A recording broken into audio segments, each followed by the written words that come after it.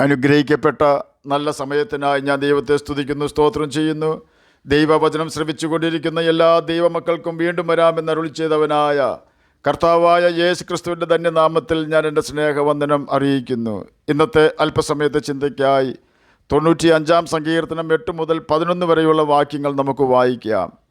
ഇന്ന് നിങ്ങൾ അവൻ്റെ ശബ്ദം കേൾക്കുന്നു എങ്കിൽ മെരിബയിലെ പോലെയും മരുഭൂമിയിൽ മസാനാലിനെ പോലെയും നിങ്ങളുടെ ഹൃദയത്തെ കഠിനമാക്കരുത്. അവിടെ വെച്ച് നിങ്ങളുടെ പിതാക്കന്മാർ എന്നെ പരീക്ഷിച്ചു, എൻ്റെ പ്രവൃത്തി അവർ കണ്ടിട്ടും എന്നെ ശോധന ചെയ്തു. 40 ആണ്ട് എനിക്ക് ആ തലമുറയോട് നീരസമുണ്ടായിരുന്നു. അവർ തെറ്റിപ്പോകുന്ന ഹൃദയമുള്ള ഒരു ജനമെന്നും എൻ്റെ വഴികൾ അറിഞ്ഞിട്ടില്ലാത്തവരെന്നും ഞാൻ പറഞ്ഞു. ആകയാൽ അവർ എൻ്റെ സ്വസ്ഥതയിൽ പ്രവേശിക്കുകയില്ല എന്ന് ഞാൻ എൻ്റെ ക്രോധത്തിൽ സത്യം ചെയ്തു. അനുഗ്രഹിക്കപ്പെട്ട വേദവാക്യങ്ങളാണ് നാം കേട്ടത്. മിസ്രയീമിൽ അടിമകളായി കഷ്ടപ്പെട്ടിരുന്ന ഇസ്രയേൽ ജനത്തിന് മോശ മുഖാന്തരം ഒരു വിടുതൽ ദൈവം അയച്ചു. 10 വലിയ ശിക്ഷാവിധി മിസ്രയീമർക്ക് കൊടുത്തുകൊണ്ടാണ് ദൈവം ജനത്തെ അവിടെ നിന്നും പുറപ്പെടുവിച്ചത്.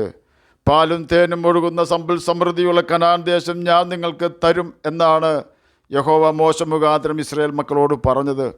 ഈ കനാൻ ദേശത്തിലേക്കുള്ള യാത്രാമധ്യേ ചെങ്കടലും യോർദാനും മരുഭൂമിയും ചൂടുകാറ്റും വെള്ളമില്ലാത്ത സാഹചര്യങ്ങളും ഭക്ഷണമില്ലാത്ത അവസ്ഥകളും എല്ലാം ഉണ്ടായെങ്കിലും ഓരോരോ പ്രതിസന്ധികളും ദൈവം തന്നെ തരണം ചെയ്താണ് ജനത്തെ നടത്തിയിരുന്നത്.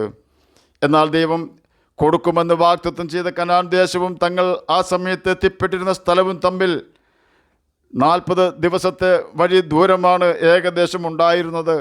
ദേശം ഉറ്റുനോക്കുവാൻ പോയ 12 ഗോത്ര പ്രമാണികളിൽ യോശുവയും കാലേബും ഒഴികെയുള്ള 10 പേരും യഹോവയ്ക്ക് വിരോധമായി സംസാരിച്ചു.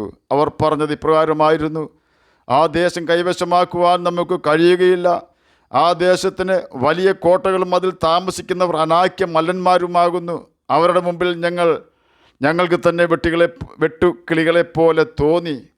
ഈ വാക്കുകൾ കേട്ടപ്പോൾ ജനം കരഞ്ഞു, മോശയ്ക്കും യഹോവയ്ക്കും എതിരെ പിറുപിറുത്തു. ഞങ്ങളും ഞങ്ങളുടെ കുഞ്ഞു കുട്ടികളും കൊള്ളയായി പോകും എന്ന് പറഞ്ഞ് നിലവിളിച്ചു. എന്നാൽ കാലേബും യോശുവയും യഹോവയോട് പറ്റി നിന്നു. യഹോവ ആ ദേശം നമുക്ക് തരുമെന്ന് പറഞ്ഞു. ജനം മോശയ്ക്കും യഹോവയ്ക്കും എതിരെ പിറുപിറുത്ത് മോശയെ കല്ലെറിയുവാൻ തുടങ്ങി. ആകയാൽ യഹോവ മോശയോട് പറഞ്ഞു, ഈ ജനം വാഗ്ദത്ത കനാനിൽ പ്രവേശിക്കുകയില്ല. ഇവർ കൊള്ളയായി തീരുമെന്ന് പറഞ്ഞ കുട്ടികൾ അവിടെ പ്രവേശിക്കും എന്ന് പറഞ്ഞു. ഇതാണ് നാം വായിച്ചു കേട്ട വേദഭാഗങ്ങളിൽ 95-ാം സങ്കീർത്തനം 11-ാം വാക്യത്തിൻ്റെ പശ്ചാത്തലം. എങ്കിലും 95-ാം സങ്കീർത്തനത്തിൻ്റെ 8-ാം വാക്യത്തിൽ വീണ്ടും സ്വസ്ഥതയിൽ പ്രവേശിക്കുവാനൊരു അവസരം കർത്താവ് നമുക്ക് തരികയാണ്. നിങ്ങളുടെ ഹൃദയം കഠിനമാക്കരുത് എന്ന വാണിങ്ങോടുകൂടി ഇസ്രയേൽ ജനം കനാൻ ദേശമാകുന്ന അവരുടെ സ്വസ്ഥതയിൽ പ്രവേശിക്കുവാൻ അനേകം പ്രതികൂലങ്ങൾ തരണം ചെയ്യേണ്ടിയിരുന്നു. രക്ഷിക്കുന്ന വീരനായ യഹോവ അവരോട് കൂടെ തന്നെ ഉണ്ടായിരുന്നു. അനേകം അത്ഭുതങ്ങൾ അവർ കാണുക യഹോവ ചെയ്തിരുന്നു. എങ്കിലും കർത്താവ് 95-ാം സങ്കീർത്തനം 9-ാം വാക്യത്തിൽ പറയുകയാണ്: നിങ്ങളുടെ പിതാക്കന്മാർ എന്നെ പരീക്ഷിച്ചു, എൻ്റെ പ്രവൃത്തികൾ കണ്ടിട്ടും എന്നെ ശോധന ചെയ്തു എന്ന്. ചുരുക്കി പറഞ്ഞാൽ ദൈവത്തിൻ്റെ നടത്തിപ്പിൽ അവർ വിശ്വസിച്ചില്ല എന്ന് സാരം. ദൈവത്തിൻ്റെ നടത്തിപ്പിൽ നാം വിശ്വസിക്കാതിരിക്കുന്നത് ദൈവം വെറുക്കുന്ന പാപമാണെന്ന യാഥാർത്ഥ്യം നാം മറന്നു പോകരുത്. മാർത്തയും മറിയായും നോക്കുമ്പോൾ ലാസർ ഉയർക്കുക എന്നത് സാധ്യമല്ല, അവരെല്ലാം ഉയർപ്പിക്കുന്നത് എന്ന് അവർ മനസ്സിലാക്കിയില്ല. യേശുവാണ് അത്ഭുതം നടത്തുന്നത്. കാണുമ്പോൾ മാത്രമല്ല, അത്ഭുതം നടക്കാത്തപ്പോഴും സ്ഥിരതയുള്ള വിശ്വാസം നമുക്ക് ഉണ്ടാകണം. യേശുവിൻ്റെ കൽപ്പനകൾ അനുസരിച്ചാൽ മാത്രമേ നമുക്ക് സ്ഥിരതയുള്ള വിശ്വാസം ഉണ്ടാവുകയുള്ളൂ. ഇസ്രയേൽ മക്കളുടെ സ്വസ്ഥത എന്നത് മരുഭൂമിയിലെ അലച്ചിൽ മാറി കനാൻ ദേശത്ത് വിശ്രമിക്കുക എന്നതാണെങ്കിൽ നമ്മുടെ സ്വസ്ഥത അതിനേക്കാൾ ശ്രേഷ്ഠതയുള്ളതാണ്. ഇസ്രയേൽ ജനത്തിന് മിസ്രയീമിൽ നിന്നും രക്ഷിക്കുവാൻ ആട്ടിൻകുട്ടിയാണ് അറുക്കപ്പെട്ടത്. എന്നാൽ നമ്മെ സാത്താൻ്റെ അടിമത്തത്തിൽ നിന്നും രക്ഷിക്കുവാൻ ലോകത്തിൻ്റെ പാപം ചുമക്കുന്ന ദൈവത്തിൻ്റെ കുഞ്ഞാടായ കർത്താവായ യേശു ക്രിസ്തു തന്നെ അറുക്കപ്പെട്ടു. തന്നെയുമല്ല, നമുക്ക് കർത്താവ് തരാമെന്ന് ഏറ്റിരിക്കുന്നത് സ്വർഗീയ സ്വസ്ഥതയാണ്. യുഗായുഗങ്ങൾ നമുക്കിത് അനുഭവിക്കുവാൻ കഴിയും. നമുക്ക് വാഗ്ദാനം ചെയ്തിരിക്കുന്ന സ്വസ്ഥതയ്ക്കായി നാം ഉത്സാഹിക്കേണ്ടത് അത്യാവശ്യമാണ്. കർത്താവ് നമുക്ക് വാഗ്ദത്തം തന്നിരിക്കുന്ന സ്വസ്ഥത നാം പ്രാപിക്കണമെങ്കിൽ ആദ്യം ചെയ്യേണ്ടത് ദൈവത്തെ അനുസരിച്ച് അവനെ വിശ്വസിക്കുക എന്നതാണ്. വിശ്വാസം കൂടാതെ നമുക്ക് ദൈവത്തെ പ്രസാദിപ്പിക്കുവാൻ കഴിയുന്നതല്ല എന്ന് എബ്രായർക്കെഴുതിയ ലേഖനം 11 അധ്യായം 6 വാക്യത്തിലും അവിശ്വാസമുള്ള ദുഷ്ടഹൃദയം നമുക്കുണ്ടാകുവാൻ പാടില്ല എന്ന് എബ്രായർക്കെഴുതിയ ലേഖനം 3 അധ്യായം 12 വാക്യത്തിലും രേഖപ്പെടുത്തിയിരിക്കുന്നു. നമുക്ക് നമ്മുടെ ദൈവം നമുക്ക് തന്ന വാക്തത്വമാകുന്ന സ്വസ്ഥത പ്രാപിക്കുവാൻ ദൈവഭയം നമുക്ക് ആവശ്യമാണ്. നാം പാപം ചെയ്താൽ ദൈവഭയം നമ്മിൽ നിന്നും നീങ്ങിപ്പോകും. അനുസരണക്കേട് ദൈവത്തോട് കാണിച്ചാൽ നമുക്ക് സ്വസ്ഥതയിൽ പ്രവേശിക്കുവാൻ കഴിയുകയില്ല.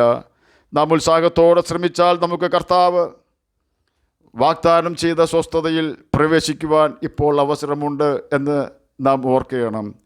സ്വസ്ഥത വലിയ നന്മയും ദൈവത്തോടു കൂടി വസിക്കുവാൻ കഴിയുന്നതുമാണ്. ഈ സ്വസ്ഥത ലഭിക്കുവാൻ നാം പ്രാപ്തരായാൽ ഈ ലോകത്തിൽ തന്നെ നമുക്ക് അലച്ചിലില്ലാതെ സമാധാനമായി ജീവിക്കുവാൻ കഴിയും.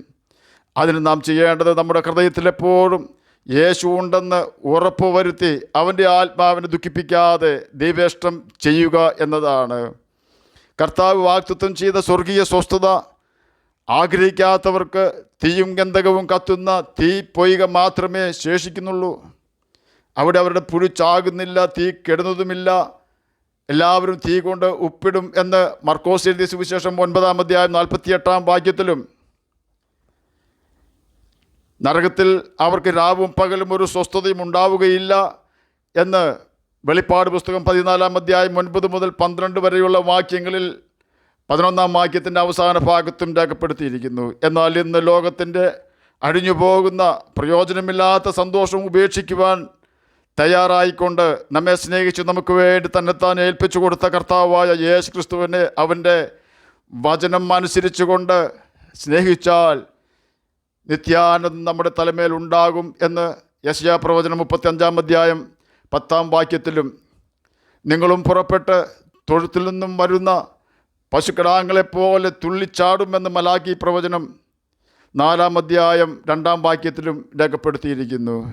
നിത്യസമാധാനം അവൻ നമുക്ക് തരും. നമ്മുടെ കണ്ണുനീരും നെടുവീർപ്പും അവൻ മാറ്റിത്തരും. സ്വർഗത്തിൽ ചെല്ലുമ്പോൾ മാത്രമല്ല, ഇവിടെ ആയിരിക്കുമ്പോഴും യേശുവിൻ്റെ കരുതലിൻ കരം നമ്മെ ആശ്ലേഷിക്കും. യേശു പറഞ്ഞു, ഞാൻ നിങ്ങളെ അനാഥരായി വിടുകയില്ല. ആകയാൽ കർത്താവിൻ്റെ കൽപ്പനകൾ അനുസരിച്ചുകൊണ്ട് നമുക്ക് നിത്യജീവന് അവകാശികളായി തീരാം. അതിന് കർത്താവ് നമ്മെ സഹായിക്കട്ടെ എന്ന് പ്രാർത്ഥിച്ചുകൊണ്ട് ഞാൻ എൻ്റെ വാക്കുകളിൽ നിന്നും വിരമിക്കുന്നു. നമുക്ക് പ്രാർത്ഥിക്കാം. ഞങ്ങളെ സ്നേഹിക്കുന്ന സ്വർഗീയ പിതാവേ, നല്ല വചനത്തിനായി ഇങ്ങനെ സ്തുതിക്കുന്നു, സ്തോത്രം ചെയ്യുന്നു. എന്നെ കേൾക്കുന്ന ഏതെങ്കിലും പ്രിയപ്പെട്ടവർ അങ്ങയെ തിരിച്ചറിയാതിരിക്കുന്നുവെങ്കിൽ അങ്ങയെ തിരിച്ചറിയുവാൻ തക്ക ഹൃദയം അവർക്ക് കൊടുക്കണമെന്ന് പ്രാർത്ഥിക്കുന്നു. അങ്ങയുടെ വചനം പ്രമാണിച്ചുകൊണ്ട് നിത്യജീവനാവകാശികളായി തീർന്ന് സ്വസ്ഥതയിൽ പ്രവേശിക്കുവാൻ അടിയനെയും അടിയനെ കേൾക്കുന്ന അങ്ങയുടെ കുഞ്ഞുങ്ങളെ സഹായിക്കണമേ. പഠിക്കുന്ന കുഞ്ഞുങ്ങൾക്ക് പഠിക്കുവാനുള്ള ബുദ്ധിയും ജ്ഞാനവും ഓർമ്മശക്തിയും കൊടുക്കണമേ. രോഗത്താൽ ഭാരപ്പെടുന്നവർക്ക് രോഗസൗഖ്യം കൊടുക്കണമേ. പ്രാർത്ഥന കേട്ടതിനായി സ്തോത്രം, യേശുവിൻ്റെ നാമത്തിൽ തന്നെ ആമേൻ. കർത്താവ് എല്ലാവരെയും അനുഗ്രഹിക്കട്ടെ.